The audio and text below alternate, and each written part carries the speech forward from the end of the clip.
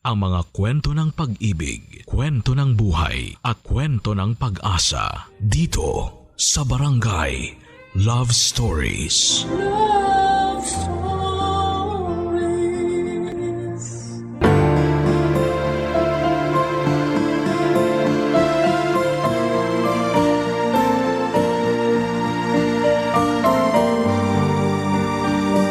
Pag-ibig ang pinakadakilang bagay na regalo ng Diyos sa daigdig.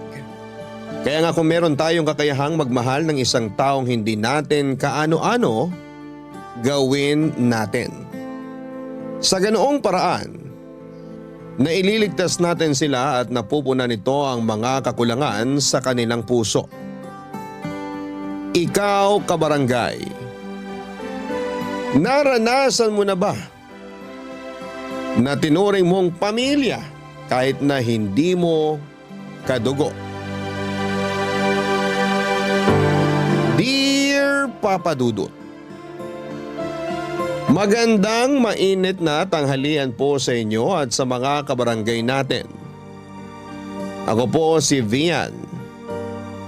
Kaka 34 lang last July at isa po ako sa mga masugid ninyong tagapakinig. Taga Quezon City po kami ng mister ko at meron na po kaming isang anak na babae. Stay at home mom po ako dahil preggy ako sa second baby namin kaya marami rin akong time na makinig sa programa ninyo tuwing tanghali at paggabi naman ay minamarathon ko po ang Barangay Love Stories sa online. Aliw na aliw po ako sa mga istorya na pinapadala sa inyo ng mga kabarangay natin. Kaya sinabi ko sa mister ko na gusto kong sumulat sa istasyon ninyo. Bagay na sinang-ayunan naman niya. Bali ang kwento po na isi-share ko ay nagsimula noong 10 taong gulang ako. Papa Dudut, meron na po ba kayong tao na tinuring ninyo ng pamilya kahit na hindi ninyo kadugo? Ako kasi ay meron. Yun po ang yaya trining ko. Single mother po noon ang mama Janice ko matapos maagang mamatay ni Papa dahil sa bone cancer. Hindi naman po kami mayaman pero may maliit silang negosyo ng bigasan at iba pang goods sa naipundar sa palengke na pinapatakbo ng mama ko. Doon po kami kumukuha ng pera para sa pag-aaral ko, pagkain namin at pambayad sa mga bills. Sabi ni Mama, mahalaga raw po ang business namin na yon dahil yun na lamang ang meron kami. Kamuntik na rin po kasi yung mawala nang nagpagamot si Papa. Kaya ginawa po ni Mama ang lahat para maisalba ang tanging kabuhayan na meron kami kahit kapalit noon ang pagkawala niya ng oras at panahon na alagaan ako at magpakananay sa akin. 10 years old po ako nang dumating sa bahay at buhay namin si Yaya Trining. Ang tanda ko'y nasa early 30s siya noon. Mahaba po ang buhok niya, morena ang balat, pango ang ilong, meron po siyang nunal sa baba at may katabaan po siya, Papa Dudut. Pero mabait po si Yaya Trining dahil pinagluluto niya kami. Naglilinis siya ng bahay at inaasikaso niya po ako simula paggising ko sa umaga, pagpasok at pagsundo sa school at hanggang bago ako matulog.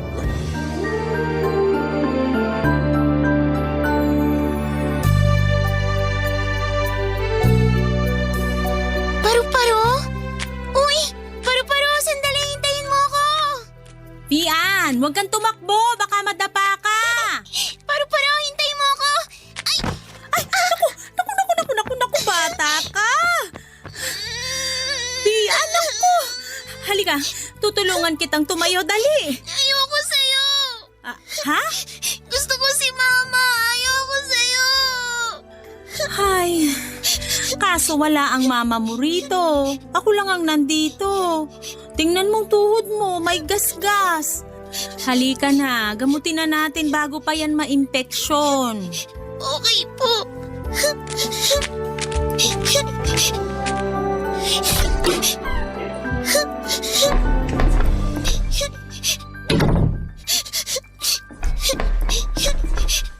Oh, dito ka muna sa bangko, ha? Kukuha lang ako ng ipanggagamot sa sugat mo. Saglit lang ako. Opo.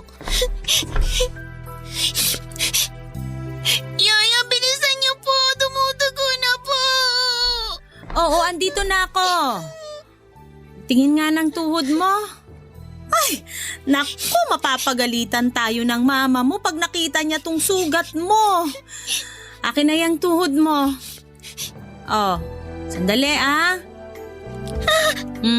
Aray ko po, ya. Sakit po.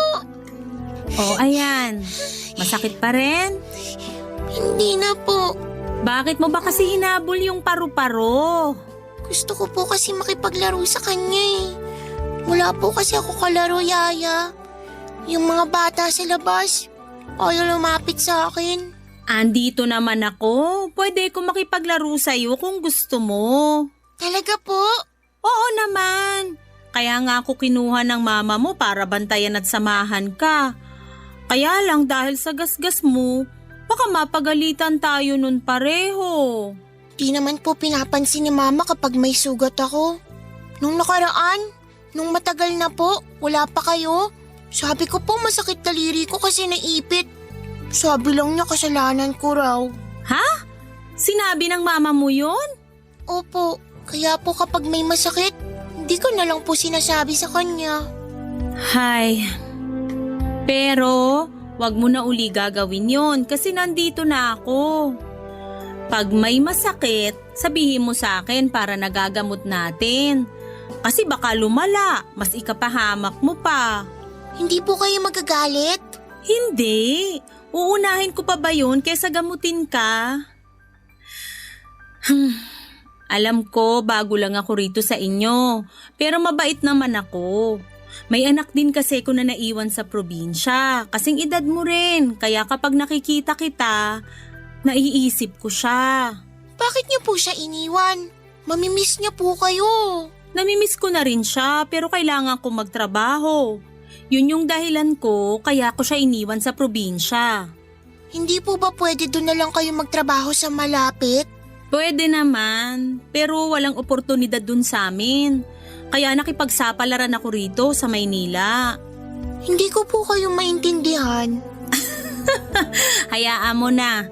Mahalaga, nabibigay ko pangangailangan niya kahit nandito ako sa malayo.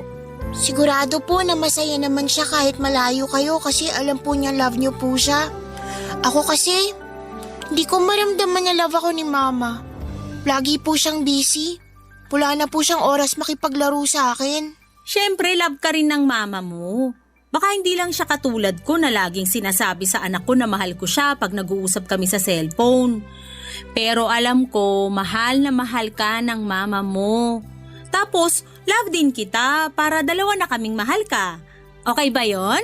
Opo! Thank you po sa paggamot ng sugat ko, Yaya. Walang anuman. Gusto mo pa bang maglaro? Tara, dali! Para hindi mo na hinahabol yung paru-paro. Yay! Sige po, tara na po! Oh, dahan-dahan lang. Huwag kang tumakbo, baka madapa ka na naman.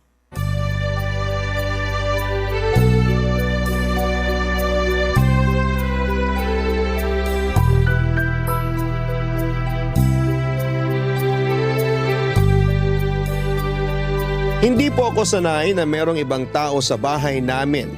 Simula kasi nang maging busy na si Mama sa negosyo namin. Pinilit ko po ang sarili ko na matuto ng mga bagay-bagay. Para naman hindi po ako kawawa. Pero aaminin kong mahirap po bilang isang bata. Halimbawa, may isang insidente na halos maubos ko po yung gas namin dahil naiwan ko yon na bukas habang may pinapakulo ako. Gusto ko po kasing uminom ng gatas kaya nagsalang ako ng tubig sa takure.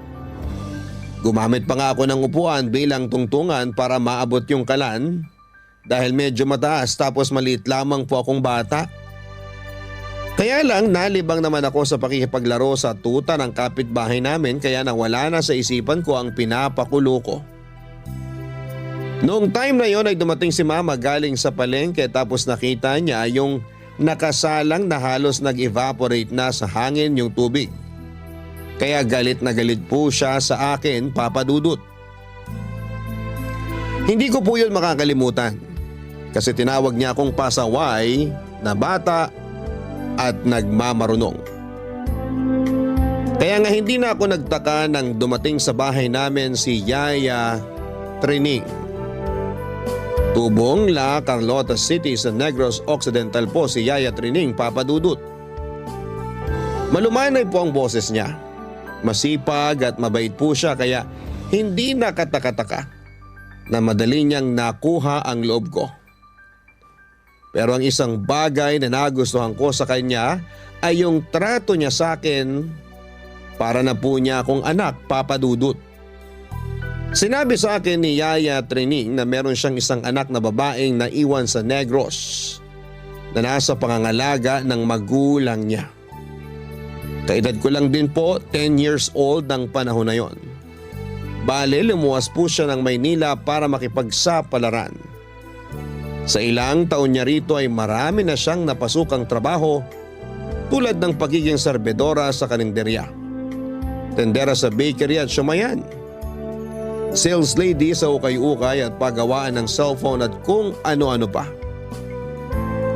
Inirekomenda lamang siya kay mama ng ninang ko ng isang beses ay nabanggit sa kanya ni mama na naghahanap kami ng makakasama sa bahay. Sakto na nagsara yung cellphone shop na pinapasukan ni Yaya kaya agad niya pong tinanggap ang trabahong inalok sa kanya ni mama. Simula noon ay para na ako nagkaroon ng ikalawang nanay sa katauhan ni Yaya Trining.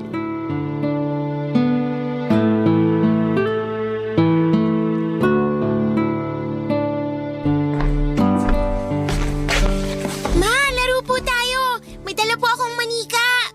Di mo ba nakikitang pagod ako? Kakarating ko lang galing trabaho, Vian. Pero miss ko na po kayo. Anong miss? Magkasama naman tayo rito sa bahay, di ba? Lagi-lagi tayo nagkikita, paano mo ako mamimiss? Basta po. Ay nako, doon ka nga sa kwarto mo, wag mo akong ginugulo. Nagpapahinga yung tao. Sige na po, Mama. Kahit sandali lang po. Tigas talaga ng ulo mo ha. Di ka nakakaintindi? Akin na yung manika mo. Akin na sabi! Po masira. Wala akong pakialam. Dapat dito sa manika mo, tinatapon dun sa malayo. Yan! Bakit niyo po tinapon manika ko? Para kunin mo doon tapos wag ka nang bumalik dito. Kakainis kang bata ka? Di ka marunong pagsabihan? Halika rito. Ha? Dapat sa'yo pinapalo eh. Halika! Yan kasi! Pasaway ka! Kinagalit mo ko? Kita mong masakit na nga ulo ko sa pagod? Tumahimik ka nga! Ang ingay mo! Ma'am! Ma'am, tama na po! Nasasaktan na po si Vian! Yaya! O tapos magtatago ka sa yaya mo? Halika rito, Vian! Di pa ako tapos sa'yo! Ay, tama na po, ma'am! Natatakot na po si Vian! Mabuti nga yun para hindi niya ulitin yung pang-istorbo sa akin. Sinabing pagod ako tapos gusto niya makipaglaro? Di ba dapat ikaw ang kalaro ng batang yan? Kaya nga kita kinuhang kasama namin dito sa bahay para hindi na ako iniistorbo ng batang yan. Vian, dun ka muna sa kwarto mo ha. Susunod na lang ako, okay? Sige po.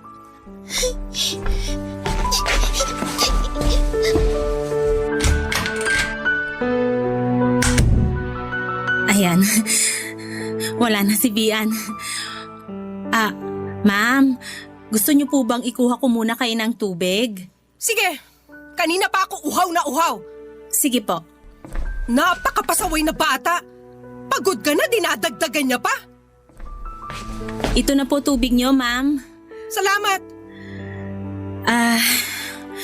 Ma'am, tungkol po dun sa nangyari kanina. Naglalaro po kami ni Vian sa kwarto pero nung narinig niya yung pagdating niyo, sabi niya po gusto raw po niya kayong makalaro.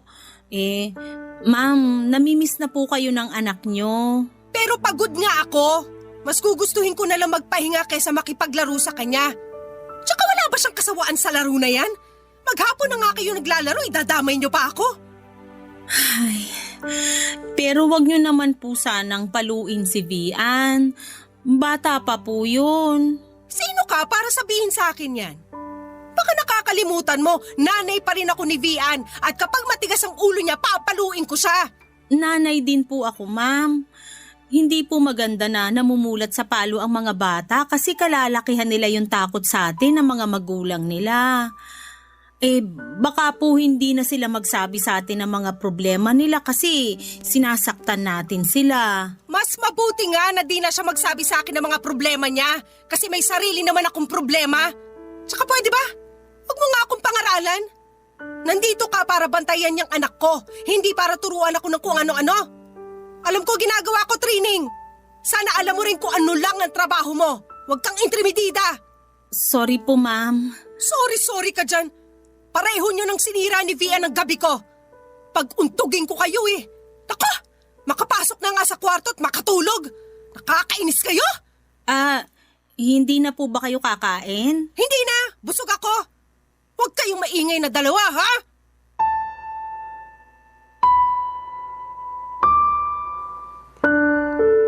Ayaw ko pong magtanim ng sama ng loob sa mama ko dahil hindi po ganun ang turo ng father sa misa sa simbahan, pero bilang isang batang salat sa pag-aaruga ng magulang. Hindi ko po mapigilang magtampo at maghinanakit sa mama ko. Alam ko naman po na busy siya sa pagtatrabaho, kaya hanggat maaari ay pinapagaan ko yung bawat sandali, lalo na pag uuwi siya ng bahay namin. Pagod po si mama kaya inaabutan ko po siya ng tubig na maiinom noong wala pa si Yaya. Tapos sinasabi ko na mamasahihin ko yung binti niya na lagi niyang nirereklamong namamanhid at masakit gawa ng maghapon niyang pagtayo, lalo na pag maraming customer. Pero lahat ng effort ko para makabanding kami ni mama ay binabaliwala niya. Tapos sinasaktan na rin niya ako. Madalas niya akong paluin kapag napipikon po siya sa kakulitan ko, kaya umiiyak na lamang ako. Pag gano'n na po ang nangyayari, pumapagitna po sa amin si Yaya Trining para hindi na po ako masaktan pa ng husto ni mama. Nagagalit din po si mama kay Yaya pero hindi po yun pinipersonal ni Yaya Trining. Mas focus po siya sa pagpapatahan sa akin kasi ang lakas po ng iyak ko. Lalo na kapag natamaan ako ng kamay ni mama, Papa Dudut. Hindi ko po makakalimutan yung kinarga ko ni Yaya. Tapos nakasubsob lamang ako sa leeg niya at umiiyak ng mahina para hindi na marinig ni mama. Nagagalit po kasi siya sa ingay ko. Kapag nahihimasmasa na po ako at tumatahan na ay nanonood kami ng cartoons o di kaya ay naglalaro kami ng board games. Tapos may mga araw po na ginagawan ako ni Yaya Trining ng dessert na gawa sa balinghoyo kasava na sikat daw sa probinsya nila. Unti-unting napupunan po ng pag-aaruga ni Yaya Trining ang puso kong salat sa pagmamahal at atensyon na mula sa sarili kong ina. Kaya naman masaya po ako, Papa Dudut. Barangay Love Stories. Barangay Love Stories.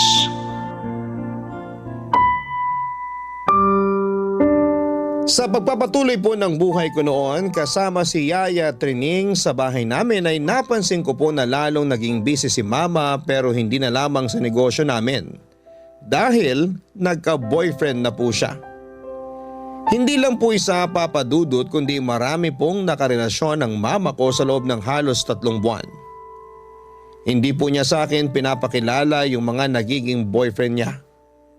Nakikita ko na lamang na inuwi niya po sila sa bahay tapos ay pumapasok sila sa kwarto ni mama at nagkukulong doon.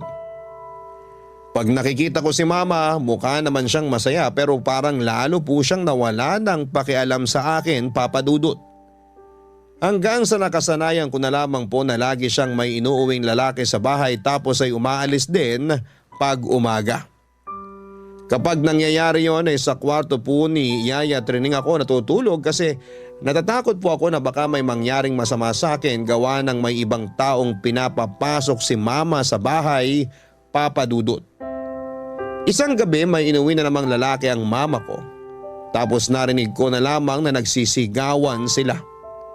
Pareho po silang galit pero mas galit at mas mataas ang boses ng mama ko.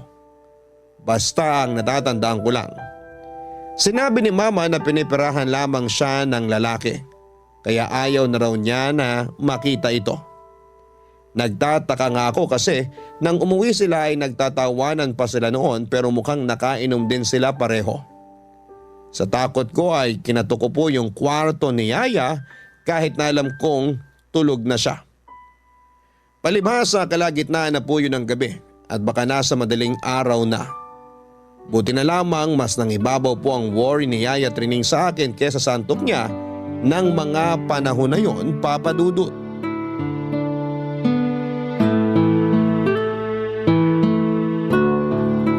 Hala, Yaya. Hindi ko pala kasama yung manika ko. Naiwan ko sa kwarto kasi nagmamadali na ako pumunta dito. Gusto mo bang kunin ko? Huwag na po. Huwag niyo po ako iwan dito, Ya. Ay, sige. Alam ko na. Meron din akong manika rito, kaso… Talaga po? May manika kayo? Meron, kaso di katulad ng manika mo. Teka, asa na ba yon? Hahanapin ko lang. Eto, nakita ko na. Tingnan mo. Wow! Ano po tawag dito? Paper doll ang tawag dyan. Laging nilalaro ng anak ko sa probinsya. Yan lang kaya kong ibili sa kanya eh. Ngayon lang po ako nakakita nito pero nagagandahan na po ako. Pwede po ba natin laruin? Oo naman. Ganito lang gagawin mo. Kunin mo yung manika. Tapos, pwede mo siyang bihisan ng iba-ibang damit na gusto mo. Sige, ito. Hawakan mo to. Susuotan ko po siya ng bestidang pula. Sige, okay yan. May sapatos din siya. Ito. Ikabit mo sa paa niya.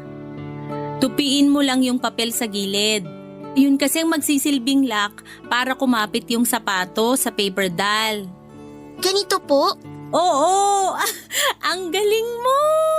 Yan, ganyan. Teka, saan ba yun? Eto, may bag din yan. Kompleto po accessories. Aba, syempre. Daig pa po yung manika ko, Ya. Talaga? Sige, kabit mo rin tong sombrero niya. Ganito po? Ganyan nga.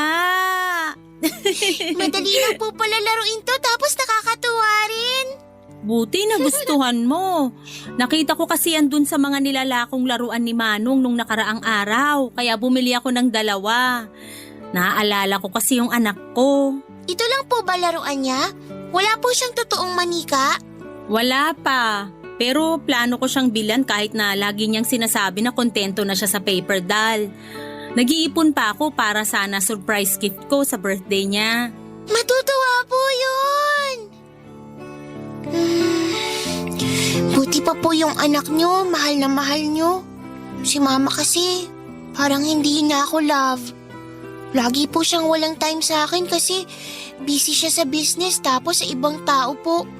Minsan, di ko po mapigilan mainggit sa kanila kasi mas pinapansin pa sila ni mama kaysa sa akin. Ay, liga nga rito, Vian. Yayakapin kita para maramdaman mo na mahal kita. Buti na lang may yaya training ako kasi kahit papano may nagmamahal sa akin. Ang bata mo pa para maranasan yung pakiramdam na walang nagmamahal sa'yo, Vian. Sana kahit di mo ko totoong mama, na ipaparamdam ko sa'yo yung pagmamahal ng isang ina. Para sa akin, kayo na pong totoong mama ko. Kung pwede lang kitang tawaging totoong anak ko para may kalaro yung anak ko sa probinsya eh. Paniguradong matutuwa yun. Alam ko po na miss na kayo ng anak nyo. Pero sana po wag nyo po akong iiwanan, Yaya. Hindi ko po kasi alam gagawin ko kapag nawala kayo. Natatakot ako kay mama, pati sa mga lalaki na kasama niya. Pag umalis kayo, wala na po akong kakampi. Ayoko po mag-isa sa bahay na to. Hindi naman ako aalis agad, Vian. Siguro kung mangyayari man yun, malaki ka na. May sarili ka na ring pamilya at mga anak. Tsak hindi mo na ako kailangan. Kahit po malaki na ako, gusto ko po nasa tabi ko lang kayo lagi. Gusto ko po na maglaro pa rin tayo ng paper doll, Yaya Trining. Pwede po ba yun? Please po, magpapakabait po ako lalo para hindi kayo mawala. Sana nga pwedeng hindi ako mawala sa tabi mo. Sana kahit matanda na ako, magkasama pa rin tayo at naglalaro ng paper doll. Promise po ha, hindi kayo mawawala, Yaya. Pinky promise po tayo? Pinky promise? Paano yun? Ganito po. Akin na yung small finger nyo, tapos yung sa akin din po. Ayan, pinky promise po, Yaya, na hindi nyo po ako iiwan. Pinky promise na hindi ko iiwan si Vian. Yay! Tara, Ya, maglaro pa po tayo ng paper doll.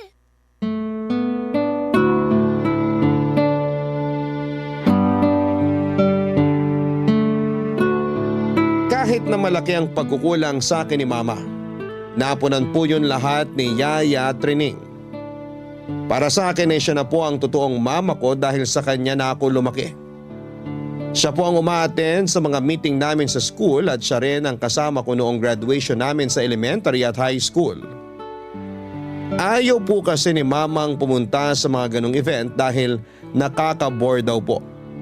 Mas mabuti pa na magtinda na lang daw siya sa palengke, kumita pa siya ng pera kesa tumunganga, manood at pumalakpak sa akin habang umaakyat ako sa stage para kunin ang pinaghirapan kong diploma. Dinamdam ko po ang katuwiran na yon ni Mama Papa Dudut. Konesyon ko nga po yung pagmamahal niya sa akin bilang anak hanggang sa magdalaga na ako. Pero nananatiling malayo po ang loob sa akin ni Mama. Kaya ako na lamang ang napagod na mamalimos ng atensyon sa kanya. Hindi naman po niya ako pinababayaan. Good provider siya, Papa Dudut, dahil pinapakain niya ako at pinag-aaral. Masama na ba akong anak kung para sa akin ay nakukulangan pa rin ako sa mga ginagawa niya? Hindi niyo po ako masisisi dahil ng mga panahon na yon ay may ka-live-in na po si Mama. Si Alfred po na kaisa-isang lalaking pinakilala niya sa akin at sinabing magiging stepfather ko na, Papa Dudut. Kaya lang masama po ang kutob ko sa live-in partner ni Mama dahil may taglay po itong kamanyakan.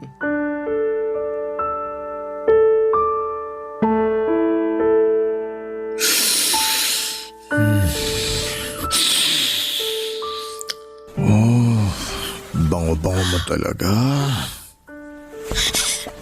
Tito? Tito, ano pong ginagawa niyo? Ba't nandito kayo sa kwarto ko? Tsaka, wag po! Anong wag po? Wala pa naman akong ginagawa sa'yo ah. Kung makasigaw ka dyan, akala mo inaano kita. Ano nga pong ginagawa niyo rito? Na-miss lang kita. Masama ba yun? Gusto ko lang makipagkwentuhan sa'yo, makipag-bonding, ganun. Napapansin ko kasi na ang layo-layo na ng loob mo sa akin eh. Bakit mo ko iniiwasan eh, nakatira tayo sa isang bubong? Hindi maganda yun. Pangit yung ganun. Umalis na po kayo, please po.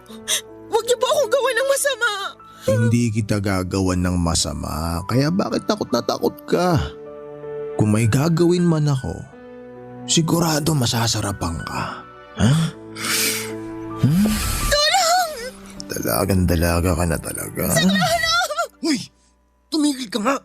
Ingay-ingay mo! Ano ba? Tumigil ka sa pag-iyak mo kundi lalo kitang sasaktan! Hoy! Anong ginagawa mo sa alaga ko? Ayasak, Lolo! Walang diya ka! Umalis ka nga dyan! Nakasampa ka pa talaga kay Vian! Tarantado ka! Aray! Hoy! Tumigil ka nga, Training! Anong nangyayari rito? Bakit mo sinasaktan si Alfred Trining? Mama! Raulo yung babaeng yan, Janice! Sabihan mo yan, baka di ako makapagtimpi dyan! Ano ba kasing nangyayari rito? Trining, tinatanong kita. Ma'am, yan si Sir Alfred po. May masamang ginagawa sa anak nyo. Ano? Di totoo yan! Janice! Huwag ka maniwala sa katulong. Katulong lang yan. Ano alam yan?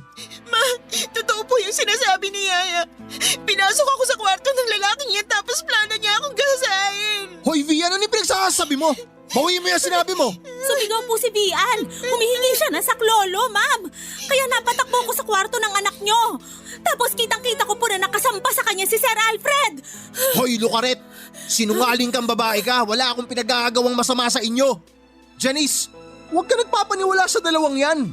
Gumagawa lang sila ng kwento kasi gusto nila akong siraan sa'yo. Ma, hindi kami nag-iimbento ni Yaya. Si Tito Alfred po ang may gustong gawing masama. Tumigil na nga kayo! Paano magagawa ng tito mo yan ay mabuting tao siya? Oh, kita nyo na? Huwag kasi kayo gumagawa ng kwento. Kakapal na mukha nyo. Tsaka ako pa talaga palalabasin yung masamang tao? Ako pa? Eh ikaw nga training, inaakit mo ako eh. Ha? Ano pinagsasasabi nyo? Huwag ka na magmaang-maangan. Alam ko na may gusto ka sa akin. Lagi ka nagpapakyut kapag nakikita mo ako. Huwag ka na magkunwari, para kang tanga. Tsaka, di ba Janice, napapansin mo rin yun? Ikaw pa nga nagsabi sa akin nun eh. Ay, ma'am! Hindi po totoo yan! Mama, nagsisinungaling po si Tito. Wala akong pakialam! Lumayas ka na ngayon sa bahay namin training bago pa kita kalad ka rin sa labas! Pero ma'am! Umalis kang sabi habang kaya ko pa magpigil! Pinagkatiwalaan kita? Pero para lang pala ako nag-aalaga ng ahas na tutuklaw lang sa akin? Ma, please makinig po kayo. Huwag niyo po paalisin si Yaya. Wala po siyang ginagawang masama. Tumahimik ka na, Bian! Baka gusto mong palayasin din kita sa pamamahay ko! Mama naman. Ay, alam mo training, kung ako sa'yo, umalis ka na lang kasi. Masyado na masikip tong bahay para sa ating apat. Yaya, huwag ka umalis. Huwag mo po ako iwan dito.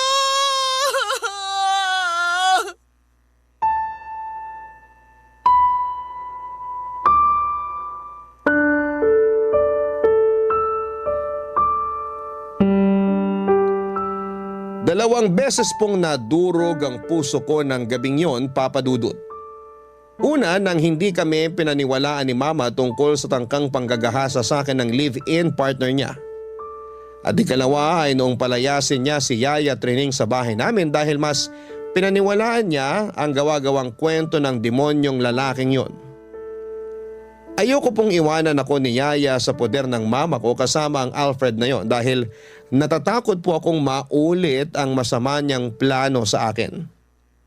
Nagmakawa po ako kay Yaya Trining na isama niya ako kung saan siya pupunta pero kapwa po kami walang nagawa nang pumagitna na si Mama. Bulag na bulag po siya ng galit at panibugho niya noon dahil paniwalang paniwala siya sa kwento sa kanya ni Alfred. Awang-awa rin po ako kay Yaya dahil sinakta na siya ni Mama. Pinagsalitaan ng masama at pinalalayas pa sa bahay namin, ora mismo. Nang makalis na po si Yaya Trining ay nagkulong po ako sa kwarto ko, Papa Dudut. At lumalabas lang tuwing papasok ako sa school. Late na rin po akong umuwi para tulog na silang dalawa. Ayoko po kasing magpang-abot pa kami ng live-in partner niya dahil natatakot po akong makita ang hayop na yon. Wala naman po akong mapagsabihan tungkol sa nangyari kaya doble ingat na lamang ako. Kinakandado ko po ang kwarto ko at lagi akong may katabing matulis na bagay pag natutulog. Marami na po akong inisip na paraan kung paano makakaalis sa bahay namin nang hindi pinapalayas ni Mama. At sinamantala ko po ang pagkakataon na mag-aral sa malayo para makapag-dorm ako. Mabilis po na lumipas sa mga taon hanggang sa nakagraduate na ako ng college sa kurso kong Business Administration, Papa Dudut. Barangay Love Stories. Barangay Love Stories.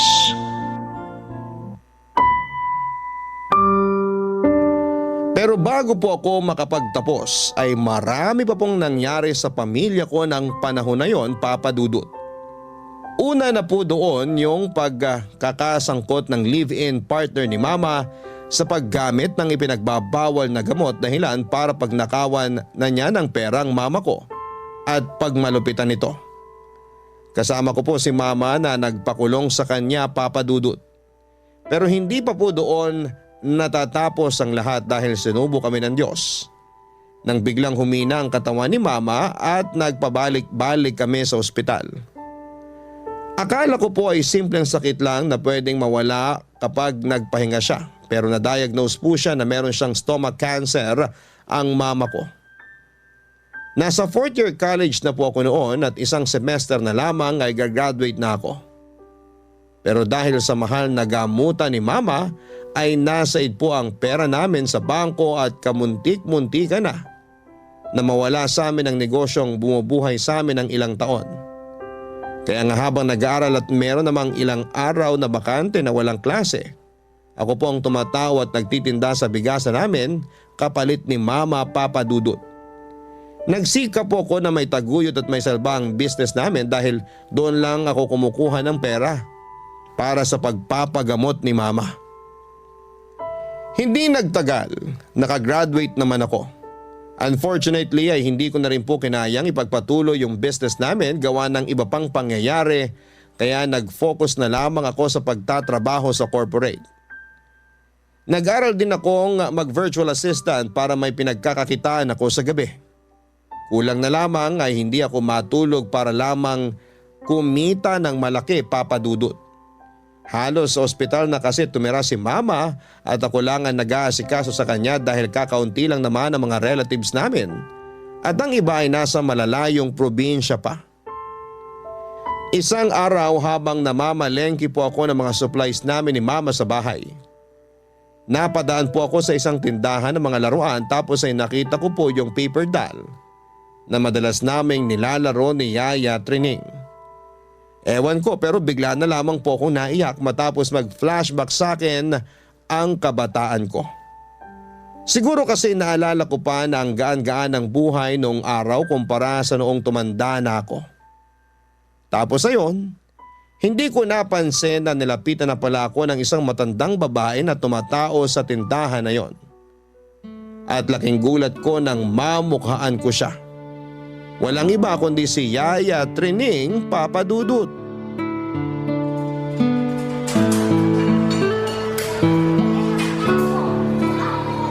Vian, ang laki-laki mo na tapos lalo ka pang gumanda. Yaya talaga. Bulera pa rin po kayo. Hindi kita binobola, no? Kamusta ka na ba? Mabuti po. Graduate na po ako sa college ya. Tapos, ilang taon na rin ako nagtatrabaho. Ganun ba? Maalala ko pala. Yung dati yung bigasan, bakit iba nang tumatao? Hindi na ba nagtitinda mama mo? Hindi na po. May sakit po si mama ngayon kaya hindi na po siya nakakapagtinda. May cancer po siya at ilang taon na rin siyang pabalik-balik sa ospital. Ano ka mo? Naku anak, kawawa naman ang mama mo. Nasa na yung kinakasama niya? Wala na po. Nakakulong na kasi adik tapos lagi pa pong pinipisikal si mama. Naku, napakahirap naman ang pinagdadaanan mo, nak. Tapos mag-isa ka lang nagtatrabaho. Kinakaya kasi magulang ko pa rin naman po si mama. Pero minsan, napapatanong po ako sa Diyos kung bakit nagkaganito yung lahat. Hindi naman po sa nagbibilang ako ng hirap. Siguro kapag napapagod na ako tapos wala po ako mapagsabihan. Naiisip ko po yung mga bagay na yon. Doon ko po kayo mas namimiss, Yaya. Ay, sorry anak, kasi iniwang kita noong araw. Wala naman po kayong kasalanan. Hindi niyo po ako iniwan kasi pinaalis kayo ni Mama. Yaya, sorry po ha. Kasi wala akong nagawa nun. Hindi ko po kayo naipagtanggol kay Mama. Hindi mo naman kailangan humingi ng tawad.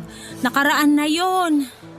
Napatawad ko na rin naman ang mama mo kahit na nagalit ako sa kanya noong una. Tanging dalangin ko na lang sa may kapal na sana iligtas ka niya laban sa kinakasama niya, Vian. Mukhang dininig naman po ng Diyos ang panalangin niyo kasi hindi na po naulit yung masamang plano sa akin ni Tito Alfred. Tapos ngayon, nabubulok na siya sa bilangguan. Kayo po, kumusta na po kayo? Eto, tuloy-tuloy lang sa buhay. Nung pinaalis ako sa inyo, pumunta ako sa pinsan ko na nasa Paranaque. Doon na rin ako nakahanap ng trabaho. Yung tindahan kung saan ako tumatao, meron silang branch sa Parañaque. Pero nung nakaraang taon, nilipat nila ako rito sa Quezon City. Hindi po ba kayo umuwi sa Negros? Akala ko po kasi talaga umuwi kayo sa probinsya niyo. Umuwi ako, pero bumalik din ako rito. Kasama niyo po ba anak niyo? Kasi for sure malaki na rin siya. Kaidaran ko lang po siya, di ba? Oo, pero wala na ang anak ko, Vian. Patay na siya. Ho? Bakit po? Namatay siya sa panganganak sa panganay niya nung nakaraang taon. Nagkakomplikasyon ayon sa mga doktor.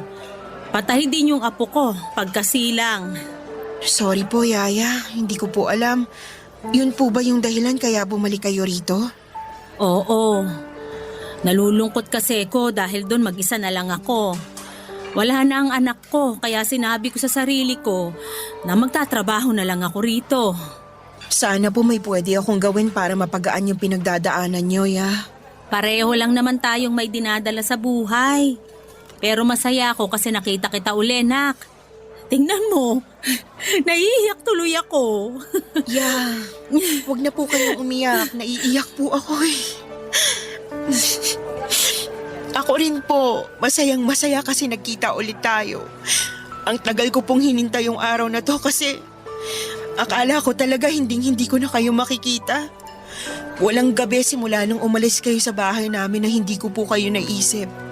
Lagi ko po kayong namimiss kasi para sa akin totoong magulang ko na kayo. Nung nawala kayo sa bahay, pakiramdam ko nawalan din ako ng nanay. Hindi ka nawalan ng nanay kasi andito na uli ako. May dahilan ng Diyos kung bakit kailangan nating magkahiwalay noon. Pero nagpapasalamat pa rin ako sa Kanya kasi tinupad niya ang dasal ko na ingatan ka. Tapos ngayon na nakita uli tayo, alam ko na nakikinig talaga siya. Ya, ayoko na po magkahiwalay tayo ulit. Hindi ko na po kakayanin pag nagkalayo pa tayo tulad ng dati. Mahal na mahal ko po kayo. Para ko na po kayong tunay na nanay. Sino bang may sabi sa'yo na magkakahiwalay pa tayo? Ngayon pa na nagkita uli tayo, anak.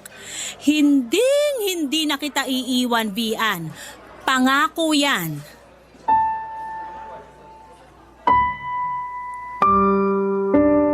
Wala pong pagsidla ng saya na nag-uumapaw sa puso ko nang makita ko si Yaya Trining sa palengke ng araw na yon. Hindi ko na nga matandaan kung ilang taon simula noong huling beses ko siyang nakita. Hindi ko na rin siya noon kinontak bilang pagsunod sa kagustuhan ng mama ko, Papa Dudut. At kahit masakit sa kalooban ko, kumbagay nag-move on na lamang po ako sa buhay namin na hindi siya kasama pero walang araw at gabi simula noon na hindi ko siya naaalala. Malaking parte na po ng kabataan ko si Yaya Trining dahil siya na ang kinamulatan kong nanay noong mga panahong busy sa ibang bagay ang mama ko.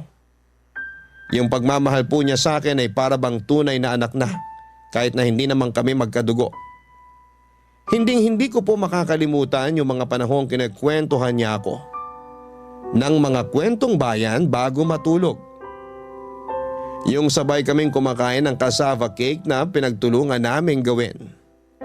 Yung paghahatid sundo niya sa akin sa school at pagpalakpak ng malakas noong graduation day ko kasi proud na proud daw siya sa akin. At higit sa lahat ay yung paglalaro namin ng paper doll. Mahal na mahal ko po si Yaya Trining. Pero kaakibat po ng saya ng muli naming pagkikita ay labis na lungkot naman matapos kong malaman na namatay na pala ang kaisa-isa niyang anak. Wala na siyang kasama sa buhay, Papa Dudut. Tapos nagkataon na nagsara ang tindahan na pinagtatrabahuhan at nagbawas ng empleyado kaya nawala ng pagkakakitaan si Yaya Trining. Doon ko na po naisip na kupkupin na lamang ang taong nagmahal at nag-alaga sa akin simula pagkabata at kunin na rin kasama ng mama ko. Malaki pong kaginhawahan simula nang bumalik si Yaya Trining sa buhay namin dahil mas nakakapagtrabaho po ako ng matiwasay at walang ibang inaalala, Papa Dudut. At kahit hanggang sa dumating yung araw na kinakatakutan ko, walang iba kundi noong namatay si Mama dahil sa mga komplikasyon ng sakit niya. ay hindi po ako iniwan ni Yaya Trining. Tinupad po niya ang pangako niya sa akin. Siya po ang kasakasama ko sa buhay at sa bahay namin dahil parang tunay na ina na ang turing ko sa kanya. At ako naman po ang anak niya. Sa katunayan, si Yaya Trining po ang naghatid sa akin sa altar noong kinasal ako sa long-time boyfriend ko, Papa Dudut.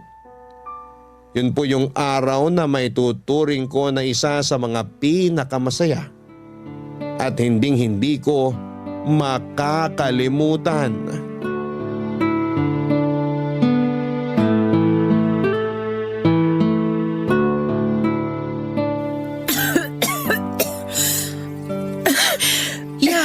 Parang lumalala pong ubo niyo ah.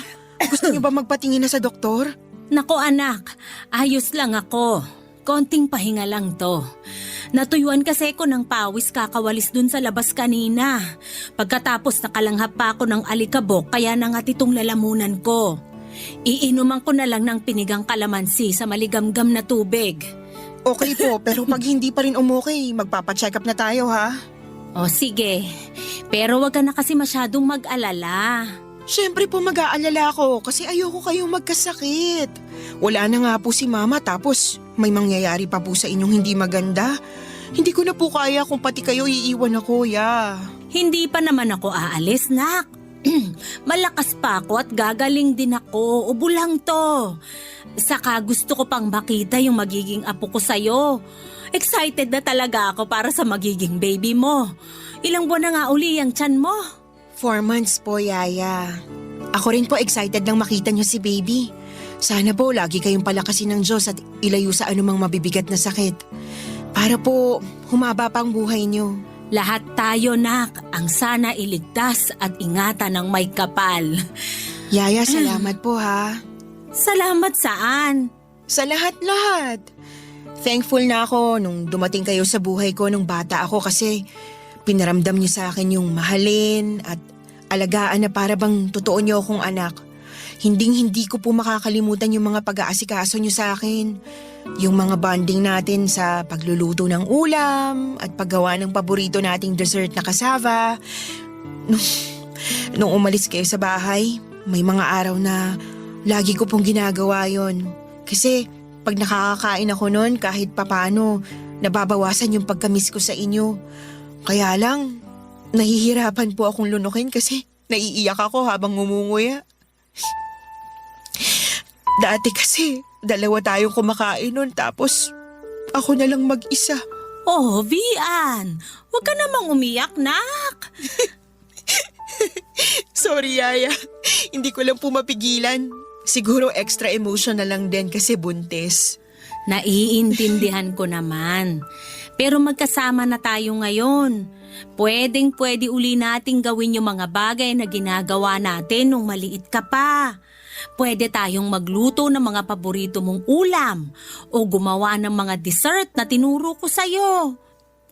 Lahat yun pwede na nating gawin ngayon, nak.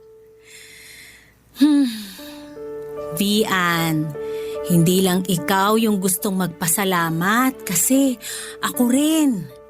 Katulad mo, walang araw na hindi kita inisip simula nung umalis ako sa bahay nyo.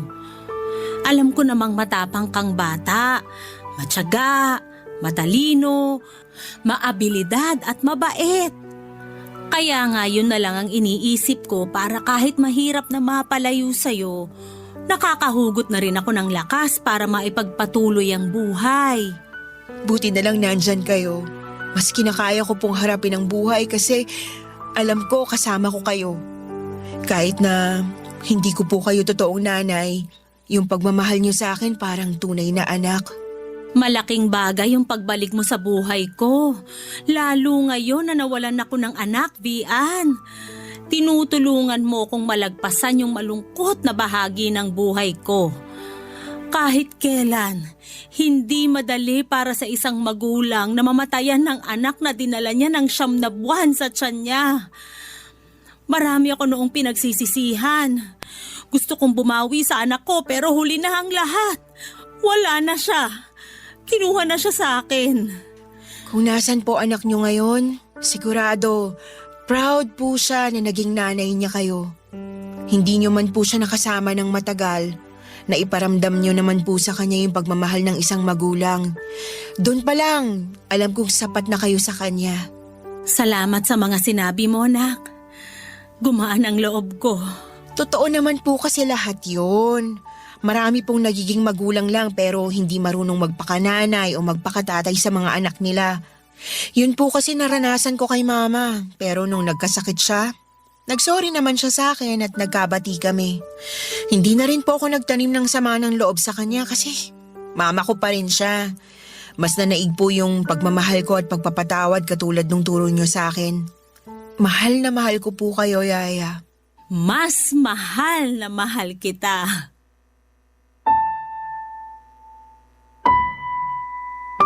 Totoo po na kapag pinalaki sa pag-ibig ang isang bata ay nadadala niya yon sa kanyang pagtanda. At naipapasa niya yon sa ibang tao lalo na sa magiging mga anak niya sa hinaharap. Hindi po perpekto yung pamilyang kinalakhan ko, Papa Dudut. Pero meron pa rin pinapadala ang Diyos na mabubuting tao upang maging gabay sa simula ng pagkabata. At yun ay walang iba kundi si Yaya Trining. Hindi ko po siya kaano-ano, hindi ko siya totoong nanay pero mahal na mahal niya ako na para bang tunay niyang anak. Kaya nga ang laki ng pasasalamat ko sa Diyos na pinagkaloob niya sa buhay ko si Yaya Trining. Papadudot sa kasalukuyan ay healthy po ang yaya ko na nagsisilbi ko na ring pangalawang ina.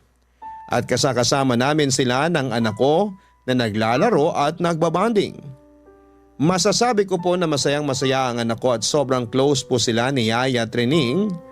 At para sa akin ay malaking bagay na nasa buhay naming mag-asawa si Yaya dahil siya po ang nagsisilbi naming gabay.